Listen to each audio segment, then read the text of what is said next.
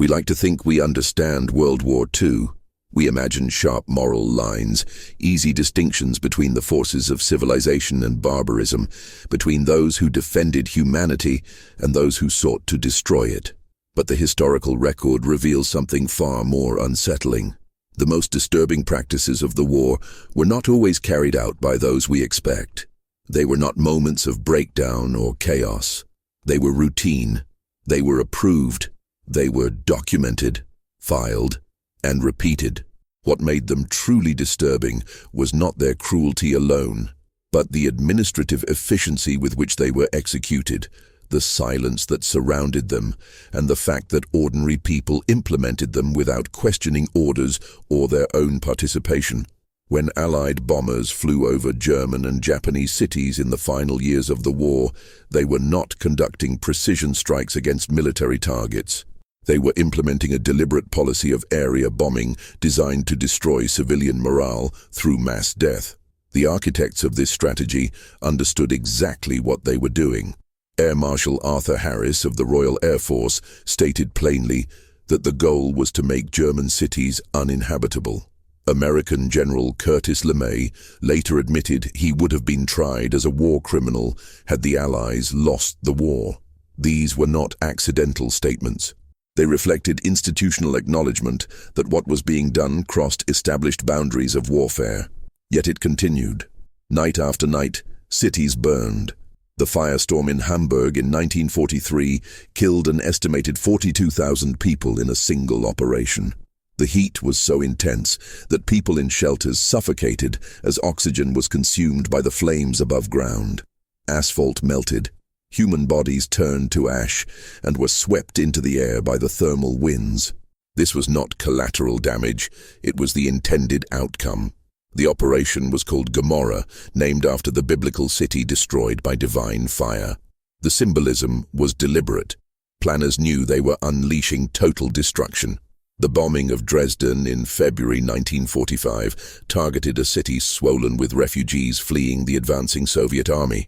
Estimates of the dead range from 25,000 to over 100,000. The exact number remains disputed because so many bodies were burned beyond recognition or never recovered. What is not disputed is that the city had limited military value at that stage of the war. It was a cultural center, a designated hospital city. The raids created a firestorm that consumed the historic core. Survivors described streets filled with carbonized corpses frozen in the postures of their final moments. Some were fused together. Others had shrunk to the size of children due to the intensity of the heat. Allied photographic reconnaissance units flew over the ruins and documented the devastation.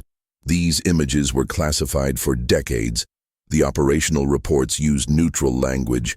They spoke of square kilometers destroyed, percentage of built-up area affected, estimated casualties. There was no moral commentary. There was no hesitation. Similar raids followed in other cities.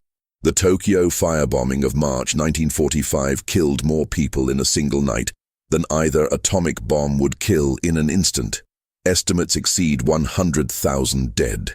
American B-29 bombers dropped incendiary cluster bombs specifically designed to ignite the wood and paper construction of Japanese residential neighborhoods. The fires merged into a conflagration that generated winds strong enough to uproot trees and hurl burning debris across canals. The Sumida River boiled. People who jumped into the water to escape the flames were cooked alive. The canals filled with corpses. Survivors described the smell of burning human flesh as pervasive, inescapable. The bombers came in low, below 5,000 feet, to increase accuracy and maximize destruction.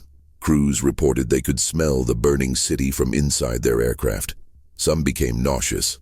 Others noted it in their logs without further comment. General LeMay had removed most of the defensive guns from the bombers to increase payload capacity. He calculated that Japanese night fighter defenses were weak enough that the risk was acceptable. He was correct. The bombers faced minimal resistance. They returned to base, refueled, rearmed, and flew again. The operation was repeated across dozens of Japanese cities. By the end of the war, American bombers had burned out more than 60 urban centers. Millions were left homeless. The civilian death toll from the air campaign exceeded 500,000. None of this was secret. Newsreels showed American factories producing incendiary bombs. Newspapers reported the raids. The public understood that cities were being destroyed. There was little protest. The prevailing attitude was that this was necessary to shorten the war, to save Allied lives that would be lost in an invasion of Japan. The calculus was explicit. Enemy civilian deaths were weighed against the potential deaths of one's own soldiers and found acceptable. This was not a decision made in the heat of battle. It was policy debated in conference rooms, approved at the highest levels of government, and executed with industrial precision. The same administrative logic governed practices that are now almost entirely erased from public memory. When Soviet forces advanced into German territory in the final months of the war, they brought with them a wave of violence against the civilian population that was tacitly approved by Soviet leadership. The scale of sexual violence committed by Soviet soldiers against German women is difficult to quantify precisely, but historians estimate it affected hundreds of thousands, possibly over 1 million women. The rapes occurred in occupied homes, in refugee columns, in makeshift camps. They were not random acts by rogue soldiers. They were widespread, repeated, and often conducted in view of other soldiers who did not intervene. Soviet political officers and commanders were aware. Some issued orders condemning the behavior, but enforcement was minimal. The prevailing attitude, reflected in statements by Soviet officials, was that German women were paying the price for what Germany had done to the Soviet Union. This was presented as a form of rough justice. The victims ranged from children to elderly women. Many were assaulted multiple times over days or weeks. Medical records from Berlin hospitals in the months after the city fell document thousands of cases of sexual violence. Many more went unreported. Some women committed suicide.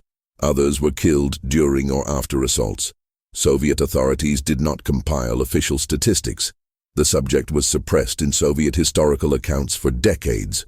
German women who spoke of their experiences were often met with silence or disbelief, particularly in East Germany, where acknowledging Soviet crimes was politically unacceptable. Western Allied forces knew what was happening. Intelligence reports documented the pattern of violence. Diplomatic communications mentioned it. But there was no public condemnation, no demand for accountability. The Soviet Union was an ally. The priority was maintaining the coalition until Germany was defeated. The violence was treated as an unfortunate but inevitable consequence of war. Western Allied forces engaged in their own forms of sexual violence, though at a different scale and under different circumstances. American and British soldiers stationed in liberated France, Belgium, and the Netherlands engaged in numerous acts of sexual assault against local women. Military records document courts-martial for rape, though the number prosecuted represents only a fraction of the incidents that occurred. Many cases were not reported, others were dismissed or resulted in minimal punishment. The military justice system was inconsistent. Some men were executed for rape, particularly if the victim was white and the soldier was black, reflecting the racial dynamics of the American military at the time. But many others received light sentences or were quietly transferred. The official history emphasized the liberation and gratitude of the local population. Incidents that contradicted this narrative were downplayed. The term fraternization was used to describe a range of interactions, some consensual, some coerced, some involving outright violence. The distinction was often blurred in official reports. The emphasis was on maintaining discipline and the reputation of the Allied forces, not on protecting victims. In the Pacific Theater, the pattern was similar. American forces in the Philippines and Okinawa were implicated in sexual assaults against local women. Australian forces in occupied Japan faced allegations as well. The occupying powers established regulated brothel systems in Japan and Germany, ostensibly to reduce rape and control venereal disease. Women, often desperate for food and shelter in the devastated post-war landscape, were funneled into these systems. The military authorities framed this as a public health measure. It was bureaucratized, medicalized, and presented as pragmatic. The moral implications were not discussed in official channels. The treatment of prisoners of war revealed how easily legal obligations could be ignored when it was convenient. The Geneva Convention of 1929 established clear rules for the treatment of POWs. Most combatant nations were signatories, yet the application of these rules varied drastically depending on who held the prisoners and who the prisoners were. German soldiers captured by Western allies generally received treatment in accordance with the convention.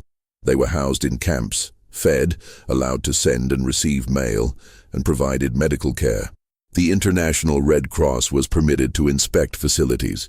Violations occurred, but there was at least a framework of accountability. The experience of German POWs held by the Soviet Union was entirely different. Of the approximately 3 million German soldiers captured by Soviet forces, around 1/3 died in captivity. They were used as forced labor in mines, construction projects, and factories under brutal conditions. Rations were insufficient. Medical care was minimal. Many succumbed to disease, exposure, and exhaustion. The Soviet Union had not signed the Geneva Convention provisions regarding POWs, and Stalin saw no reason to extend humane treatment to soldiers of a nation that had devastated Soviet territory and killed tens of millions of Soviet citizens. From the Soviet perspective, this was reciprocal treatment. Germany had starved and worked to death millions of Soviet POWs. The camps in the Soviet Union were not extermination centers, but they were designed with the understanding that high mortality was acceptable. The Western Allies engaged in practices that, while different in scale, revealed similar disregard for legal norms when it suited strategic interests. After the German surrender, the United States held millions of German soldiers in camps on German soil under a designation that avoided classification as prisoners of war. They were called disarmed enemy forces. This semantic distinction meant that the protections of the Geneva Convention did not technically apply. The camps were open-air enclosures, often little more than fenced fields. Shelter was minimal. In the spring and summer of 1945, conditions were harsh. Men slept in holes they dug in the ground. Food rations were below subsistence level for a period of weeks. Thousands died from disease and malnutrition. The exact number is debated, but it was significant. The policy was driven by logistical challenges and a desire to avoid the obligations that came with POW status. It was later revised and conditions improved, but the initial period reflected a calculated decision to deprioritize the welfare of enemy combatants. The legal gymnastics involved in the redesignation were deliberate. Lawyers advised military commanders on how to avoid treaty obligations. This was not an oversight. It was policy. Japanese POWs held by the Soviets fared even worse. Hundreds of thousands of Japanese soldiers who surrendered in Manchuria at the end of the war were transported to labor camps in Siberia and Central Asia. They were used to build infrastructure, mine resources, and work in factories. The mortality rate was high. Many did not return to Japan until the 1950s, a full decade after the war ended. Some never returned. The Soviet government provided minimal information about their fate. Families in Japan were left without answers for years. The Japanese government, focused on rebuilding and maintaining its new relationship with the United States, did not press the issue aggressively. The prisoners became a footnote in the broader geopolitical settlement. Their suffering was administratively erased, mentioned briefly in diplomatic negotiations but not prioritized. The use of forced labor was not limited to Axis POWs. The Soviet Union had been using forced labor on a massive scale since the 1930s, and the war expanded the system. Millions of people, including Soviet citizens accused of disloyalty, ethnic minorities subjected to collective punishment, and civilians from occupied territories were sent to the Gulag. The war created pretexts for new waves of arrests. Entire populations were deported. The Chechens, Ingush, Crimean Tatars, Volga Germans and others were forcibly removed from their homelands and relocated to remote regions of Central Asia and Siberia. The deportations were carried out with military precision. NKVD troops surrounded villages, loaded residents onto trains, and transported them thousands of miles. The conditions on the trains were lethal. Deportees were packed into freight cars with minimal food, water, or sanitation. Many died en route. Upon arrival, they were dumped in barren areas with no infrastructure. They were expected to build their own shelters and survive on their own. Mortality rates in the first years of exile were catastrophic, particularly among children and the elderly. The stated justification was security. These populations were accused of collaboration with the Germans or potential disloyalty. Evidence was irrelevant. The punishment was collective. Entire ethnic groups were erased from their traditional territories. The deportations were documented in internal NKVD reports, which noted the numbers transported, the logistics involved, and the difficulties encountered. The tone was bureaucratic. The human cost was recorded as statistics. Western Allied nations also used forced labor, though the framework was different. German POWs and civilian internees were put to work in France, Britain, and the United States. In France, German prisoners were used for reconstruction, clearing rubble, repairing infrastructure, and working in agriculture. The conditions varied, but in many cases, they were harsh. Rations were limited, particularly in the immediate post-war period when France itself was struggling with food shortages. The legal justification was that this was reparations labor, compensation for the damage Germany had inflicted. The distinction between forced labor and slavery was thin. The men had no choice. They were held indefinitely, and their work was uncompensated or minimally compensated. The practice continued for years after the war ended. In Britain, German POWs worked on farms and in infrastructure projects. The treatment was generally better than on the continent, but the principle was the same. They were a captive labor force. In the United States, German and Italian POWs were employed in agriculture, forestry, and manufacturing. The camps were relatively comfortable by wartime standards, but the men were still compelled to work. Some were held until 1946, well after hostilities ceased. The strategic bombing campaigns that destroyed cities were paralleled by decisions that killed large numbers of people through starvation. The Bengal famine of 1943 killed an estimated 3 million people in British-ruled India. The causes were complex, involving crop failures, wartime inflation, and disruptions to trade. But British policies exacerbated the disaster. The colonial government prioritized the needs of the military and the war effort over famine relief. Rice stocks were diverted to feed soldiers and war workers. Exports of food from India continued, even as people starved. Requests for emergency grain imports were denied or delayed. Winston Churchill's government was informed of the severity of the famine, but did not take adequate action. Churchill himself made dismissive comments about the situation, reflecting a view that Indian lives were of lesser concern than the strategic priorities of the empire. The administrative response was slow and inadequate. Relief efforts were hampered by bureaucratic inertia and lack of political will. The famine was not a natural disaster that the British were powerless to prevent. It was a catastrophe shaped and worsened by policy decisions that placed imperial interests above human life. The details were known at the time. Reports reached London. The press in India covered the crisis. But the British government did not shift its priorities. The deaths were accepted as a cost of maintaining the war effort. This was not discussed openly in these terms, but the outcome revealed the calculus.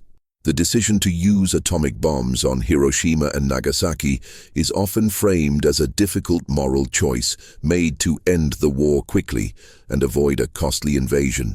But the internal discussions among American leaders reveal a more complex picture.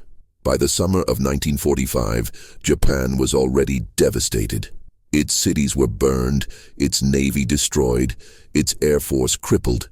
The Soviet Union was preparing to enter the war against Japan, which would have added overwhelming pressure. Some American military leaders, including General Dwight Eisenhower and Admiral William Leahy, expressed doubts about the necessity of using the bombs. They believed Japan was on the verge of surrender and that the use of such weapons was unnecessary from a purely military standpoint. But the decision to use the bombs was driven by multiple factors, including a desire to end the war before the Soviet Union could claim a significant role in the Pacific. To justify the enormous cost of the Manhattan Project, and to demonstrate American power in the emerging post-war order. The targeting criteria evolved. Initially, the focus was on military targets, but the final target list included cities chosen in part because they had not been heavily bombed and would provide a clear demonstration of the weapon's destructive power. Hiroshima and Nagasaki were not chosen solely for their military significance. They were chosen because they would showcase the bomb's effects. The human cost was known. Estimates predicted tens of thousands of deaths. The actual toll was higher. In Hiroshima, approximately 80,000 people died instantly. Tens of thousands more died in the following weeks and months from burns, injuries, and radiation sickness. In Nagasaki, around 40,000 died immediately. The suffering of the survivors, the hibakusha, continued for decades. The decision was made at the highest levels of government. President Truman approved it. There was no extensive debate. The bomb was ready, and it was used. The moral weight of the decision was acknowledged in private by some involved, but publicly it was presented as a straightforward military action that saved lives by ending the war quickly. Medical experiments conducted during the war represent some of the clearest examples of how institutional structures enabled practices that were straightforwardly criminal. The Nazi medical experiments are well documented. Doctors at concentration camps subjected prisoners to freezing, high-altitude pressure, infectious diseases, and surgical procedures without anesthetic, all in the name of research that might benefit the German military. The subjects were not volunteers. They were prisoners with no ability to refuse.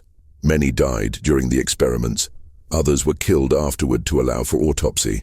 The doctors involved were trained professionals, many with advanced degrees from prestigious universities. They documented their work in reports and published some findings in medical journals. After the war, some were prosecuted at Nuremberg. Others escaped accountability and continued their careers. The defense offered by many was that they were following orders and that the research served a higher purpose. The institutional context mattered. These were not rogue actors. They operated within a system that had redefined ethics to exclude entire categories of people from moral consideration. The Japanese military conducted similar experiments on an even larger scale. Unit 731, operating in occupied Manchuria, subjected Chinese prisoners, Soviet prisoners, and others to biological and chemical weapons testing, vivisection, and deliberate infection with diseases including plague, anthrax, and cholera. The experiments were designed to develop weapons and study the effects of pathogens and toxins on the human body. Prisoners were referred to as logs, dehumanized in the language used by the staff. They were dissected alive without anesthesia to observe the progress of infections in living tissue. Pregnant women were infected to study transmission to fetuses. People were exposed to frostbite and then subjected to various rewarming techniques to determine the most effective treatment for Japanese soldiers fighting in cold climates. Thousands of people were killed in these experiments. The facility was extensive, with multiple buildings, laboratories, and holding cells.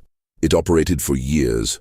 After the war, the commander of Unit 731, Shiro Ishii, and many of his staff were granted immunity from prosecution by the United States in exchange for their research data. American occupation authorities determined that the information obtained was valuable and that prosecuting the individuals involved was less important than acquiring the knowledge. The Soviet Union tried some lower-level members of the unit in the Khabarovsk war crimes trials, but the leadership escaped justice. They returned to civilian life in Japan. Some became prominent in medicine, academia, and business. The experiments were not publicly acknowledged by the Japanese government for decades. The data obtained was classified by the United States. The victims were never compensated or officially recognized. The United States conducted its own morally dubious medical research during and after the war, though the context and scale were different. The Tuskegee syphilis study, which began in 1932 and continued until 1972, involved withholding treatment from black men infected with syphilis to study the natural progression of the disease. The men were not informed they had syphilis. They were told they were receiving free treatment for bad blood. Even after penicillin became the standard treatment for syphilis in the 1940s, the men in the study were not given the drug.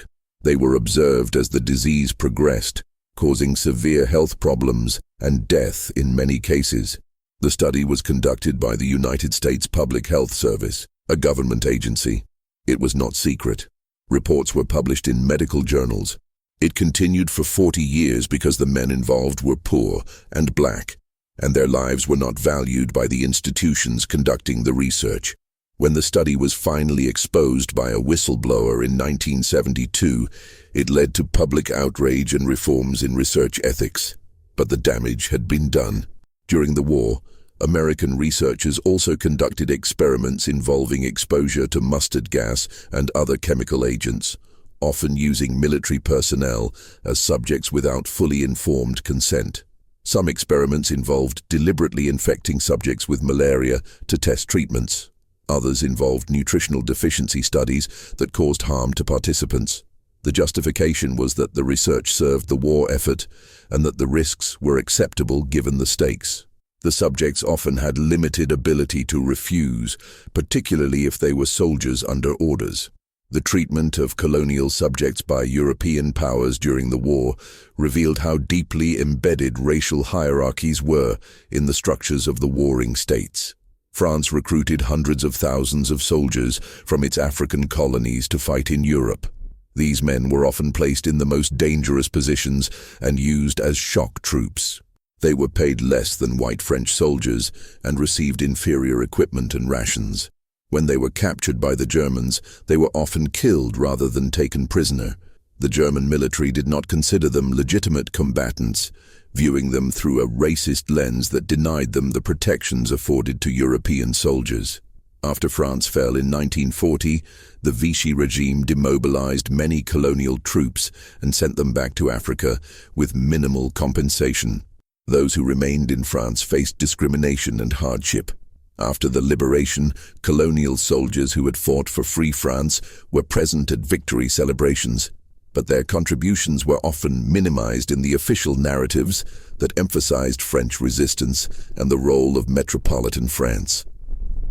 When demobilization occurred, colonial soldiers were again treated as second class. In some cases, they were denied pensions or benefits given to white French soldiers. Protests by colonial troops over unequal treatment were suppressed violently in some instances. In Thiaroye, Senegal, in December 1944, French forces opened fire on demonstrating Senegalese soldiers who had fought in Europe and were demanding back pay. Dozens were killed. The incident was covered up for decades.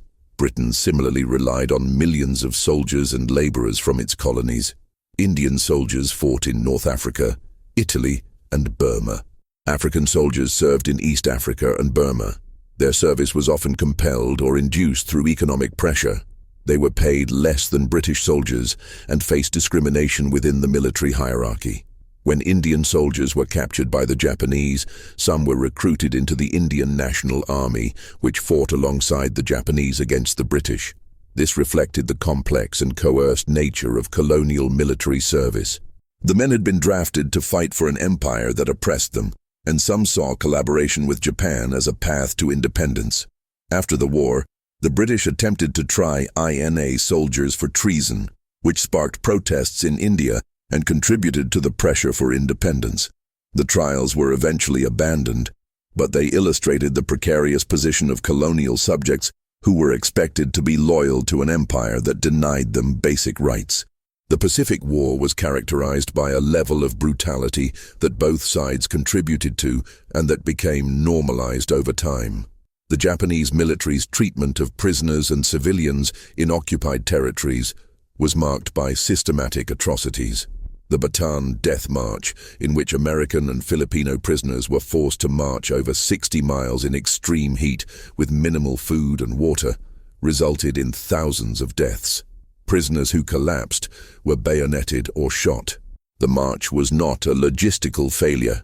It reflected a deliberate disregard for the lives of those who had surrendered. In Japanese military culture at the time, surrender was considered shameful, and those who surrendered, whether Japanese or enemy, were viewed with contempt. This belief system had practical consequences. Japanese soldiers were indoctrinated to fight to the death, and they applied the same expectation to their enemies.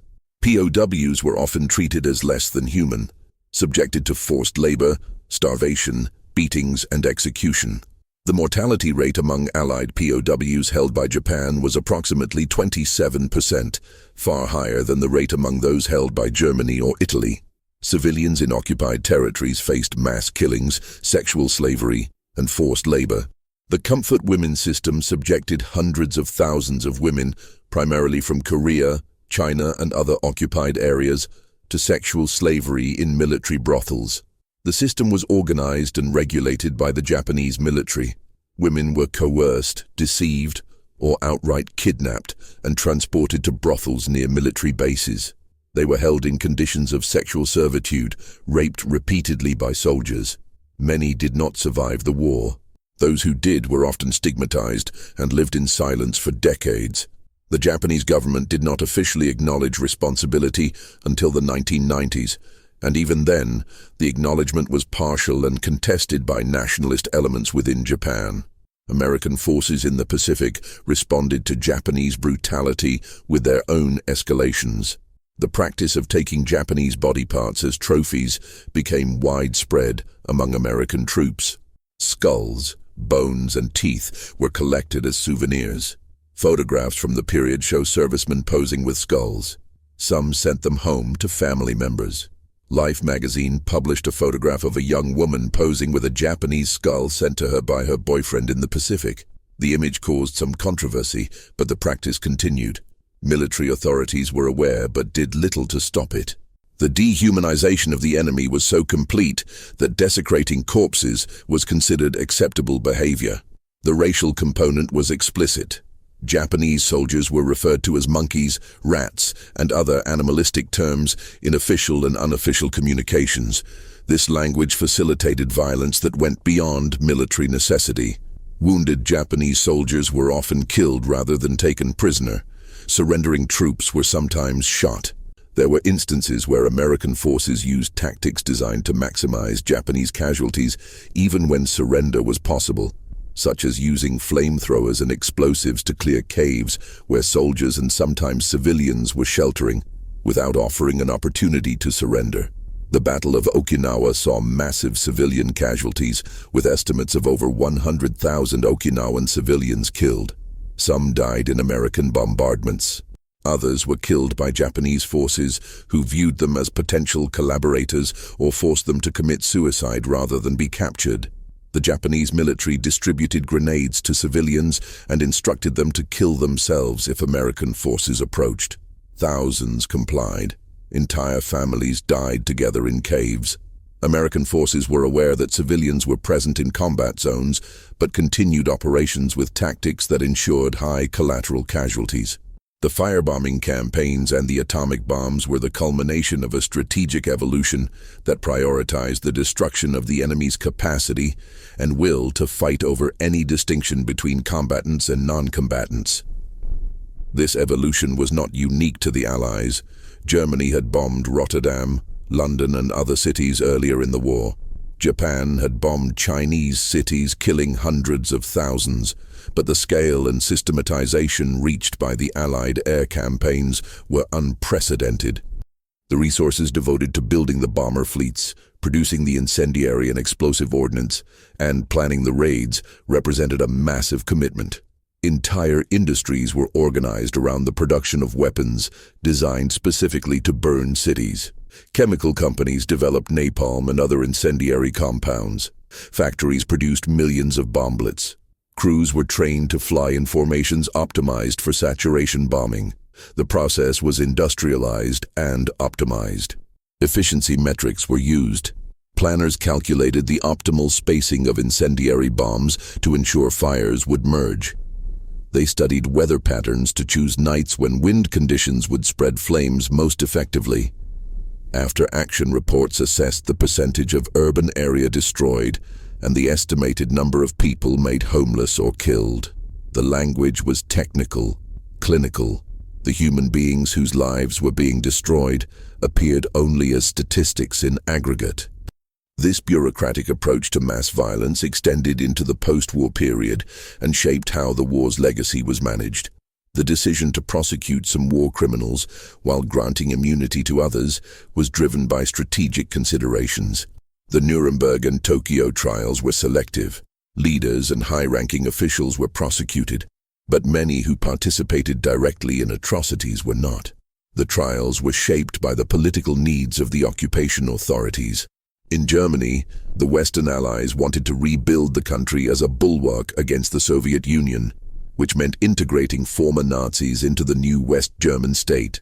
Denazification was pursued vigorously at first, but scaled back as the Cold War intensified. Many former officials, officers, and administrators returned to positions of influence. The intelligence services of West Germany were staffed heavily by former Gestapo and SS officers. The Americans and British recruited former Nazi intelligence officers to work against the Soviet Union. The rationale was that these men had expertise that was valuable. Their past actions were deemed secondary to their present utility. Similar dynamics played out in Japan. War criminals were released from prison and returned to public life. Some became members of parliament, others resumed business careers. The American occupation prioritized stability and the creation of an anti-communist ally over thorough accountability. The emperor, who had been the symbolic head of the wartime state, was shielded from prosecution entirely. The decision was made that maintaining the imperial institution was necessary for controlling Japan during the occupation. Evidence that might have implicated the emperor in war decisions was suppressed or ignored. The sorting of victims also followed bureaucratic logic that determined whose suffering would be recognized. The Holocaust was not fully acknowledged as a distinct event until years after the war. Jewish survivors were often categorized alongside other displaced persons. Their specific experience of targeted genocide was not always recognized in the immediate post-war period. When restitution and reparations were eventually addressed, the processes were slow, inadequate, and applied inconsistently. Many survivors received minimal compensation or none at all. Others waited decades for any acknowledgement. The suffering of Soviet citizens was recognized in the Soviet Union, but largely ignored in the West during the Cold War. The fact that the Soviet Union bore the brunt of the fighting in Europe and sustained the highest casualties was downplayed in Western narratives that emphasized the contributions of the Western Allies. The narrative of the war was shaped by the geopolitical divisions that followed it. Similarly, the suffering of Chinese civilians under Japanese occupation was marginalized in the immediate post-war period. The Chinese Civil War resumed, and the attention of the international community shifted. The Nanjing Massacre and other atrocities were documented but not widely acknowledged outside China for many years. Japan's relationship with the United States became the priority, and thorough accounting for Japanese war crimes was sacrificed to that relationship. The broader lesson of how the war became routine is found not in the spectacular acts of cruelty, but in the mundane processes that enabled them. Orders were written, approved, and filed. Trains ran on schedule. Factories met production quotas. Bureaucrats processed paperwork. Soldiers followed orders. The systems that enabled mass violence were staffed by ordinary people doing jobs that seemed, in isolation, unremarkable. The Holocaust was implemented by a sprawling bureaucracy that involved thousands of functionaries who organized transport, managed supplies, kept records, and maintained the infrastructure of death. Many never set foot in a concentration camp. They worked in offices, filling out forms. The administrative apparatus of genocide functioned like any other large organization, with departments, hierarchies, procedures, and performance metrics. The banality of this process did not make it less evil, but it made it possible. People could participate without confronting the full weight of what they were doing because their role was fragmented, specialized, and proceduralized.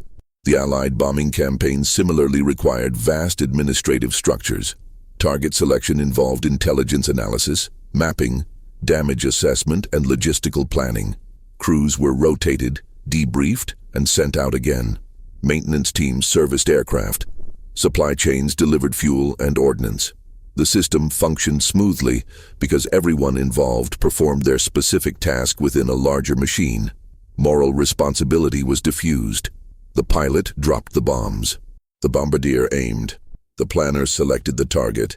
The commander approved the mission. The political leader set the policy. At each level, individuals could tell themselves they were simply doing their job, following orders, or making difficult decisions in a context of war. The structure insulated them from the direct consequences of their actions. They did not see the bodies. They did not hear the screams. They saw reports, maps, and statistics. This fragmentation of responsibility allowed practices that would have been unthinkable in isolation to become routine when embedded in institutional processes. It also made accountability difficult after the fact. When everyone is responsible, no one is responsible. Individuals could point to the system, and the system was abstract, impersonal, and difficult to hold to account. The post-war trials addressed this by prosecuting individuals for specific acts or for command responsibility. But the broader system that enabled those acts was harder to dismantle. The people who participated at lower levels were often not prosecuted. They returned to normal life.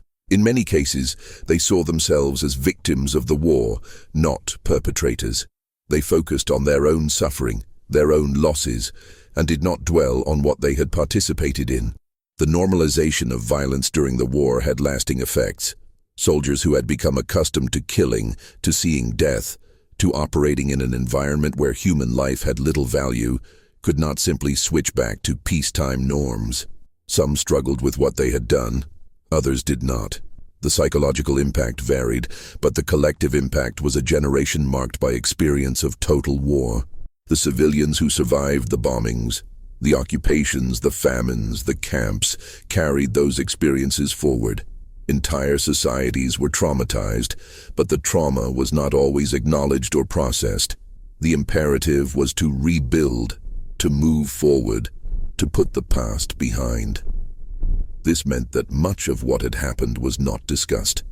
Silence became a coping mechanism, but it also meant that the lessons were not fully learned. The war did not end because the systems that enabled it were dismantled, or because humanity collectively recoiled from what had been done. It ended because one side was militarily defeated and could no longer continue fighting. The structures that made the war possible, the bureaucracies, the military hierarchies, the industrial capacities, the willingness to follow orders and implement policies without regard for moral cost, those structures remained intact. They were repurposed. The scientists who developed weapons continued their work in new contexts. The administrators who had organized wartime logistics organized peacetime economies. The intelligence officers who had run operations against one enemy began running operations against new enemies. The Cold War began before the rubble of World War II had been cleared, and many of the same people, the same institutions, and the same methods carried forward. The capacity for organized, bureaucratic violence did not disappear. It was refined, redirected, and in some cases expanded. The mechanisms of total war, once established, became part of the permanent toolkit of modern states.